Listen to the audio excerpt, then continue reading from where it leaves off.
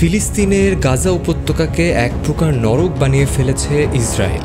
বছরের পর বছর ধরে সেখানে চালিয়ে আসছে ধ্বংসযজ্ঞ। সেখানে যেন মানবেতর জীবনযাপন করছে লাখ লাখ মানুষ। প্রতিনিয়ত মৃত্যুর আতঙ্ক নিয়ে বেঁচে আছে গাজাবাসী। পরিস্থিতি যখন এমন, তখন ইরান শুরু করেছে ইসরায়েলে ক্ষেপণাস্ত্র হামলা। এই দৃশ্য দেখে ঘরে বসে থাকতে পারেনি গাজার হাজার হাজার মানুষ। রাস্তায় বেরিয়ে এসে উল্লাস প্রকাশ করেছেন তারা। ইরানকে সমর্থন জানিয়ে দিয়েছেন ভিডিও বার্তা।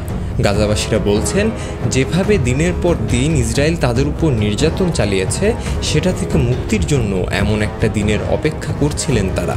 শুধু গাজাবাসী নয়, উল্লাস প্রকাশ করেছেন ইয়েমেনের সাধারণ জনগণও। ইসরায়েলে হামলার রাতে রাজধানী সানায় জড়ো হয়ে হাজার হাজার মানুষ উল্লাস প্রকাশ করেন।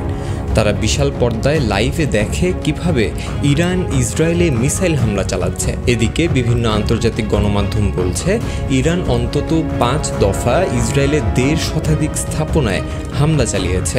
এতে ইসরায়েলের বহু মানুষ হতাহত হয়েছে।